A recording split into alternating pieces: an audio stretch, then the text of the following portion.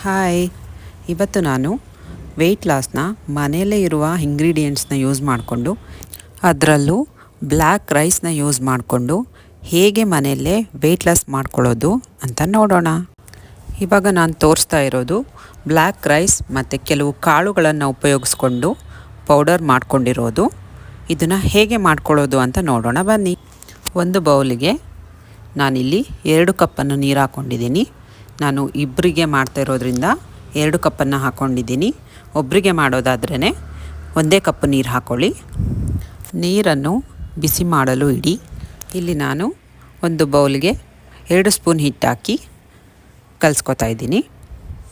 ನಂತರ ಬಿಸಿಯಾದ ನೀರಿಗೆ ಅದನ್ನು ಹಾಕಿ ಮಿಕ್ಸ್ ಮಾಡಬೇಕು. ಆಮೇಲೆ ಅದನ್ನು ಚೆನ್ನಾಗಿ ಕುದಿಸ್ಕೊಳ್ಬೇಕು. ಈ ಬ್ಲ್ಯಾಕ್ ರೈಸಲ್ಲಿ ಪ್ರೋಟೀನ್ ಮತ್ತು ಐರನ್ ತುಂಬ ಇರುತ್ತೆ. ನಮ್ಮ ಬಾಡಿಗೆ ತುಂಬ ಒಳ್ಳೆಯದು. ಡಯಾಬಿಟಿಸ್ನ ಕಂಟ್ರೋಲ್ ಮಾಡುತ್ತೆ, ಹಾರ್ಟ್ನ ಹೆಲ್ತಿಯಾಗಿಟ್ಟಿರುತ್ತೆ, ಡೈಜೆಸ್ಟಿವ್ ಸಿಸ್ಟಮ್ಗೆ ತುಂಬ ಹೆಲ್ಪ್ ಮಾಡುತ್ತೆ ಡೈಜೆಷನ್ ಆಗೋದಕ್ಕೆ.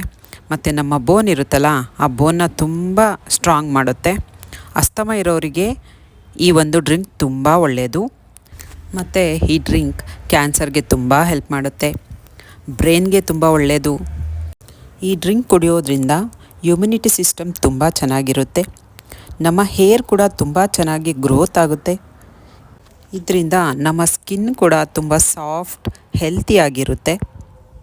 ಹಾಗೆ ವೆಯ್ಟ್ ಲಾಸ್ ಕೂಡ ಮಾಡುತ್ತೆ. ಇಲ್ಲಿ ನಾನು ಸ್ವಲ್ಪ ಸಾಲ್ಟನ್ನ ಸೇರಿಸ್ಕೊತಾ ಇದ್ದೀನಿ ಮತ್ತು ಸ್ವಲ್ಪ ಬೆಲ್ಲ ಸೇರಿಸ್ಕೊತಾ ಇದ್ದೀನಿ.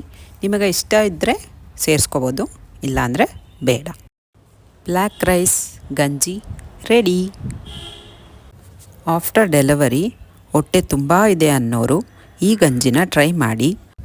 ಈ ಗಂಜಿನ ಆದಷ್ಟು ಬೆಳಗ್ಗೆ ಖಾಲಿ ಹೊಟ್ಟೆಯಲ್ಲೇ ಕುಡಿದ್ರೆ ಒಳ್ಳೆ ರಿಸಲ್ಟ್ಸ್ ಸಿಗುತ್ತೆ. ಈ ಬ್ಲ್ಯಾಕ್ ರೈಸ್ ಪೌಡರ್ ಯಾರಿಗಾದರೂ ಬೇಕು ಅಂದರೆ ನಾನು ಕೆಳಗೆ ಕೊಟ್ಟಿರುವ ನಂಬರ್ಗೆ ವಾಟ್ಸಪ್ ಮಾಡಿ. ಲೈಕ್ ಮಾಡಿ, ಶೇರ್ ಮಾಡಿ, ಫಾಲೋ ಮಾಡಿ.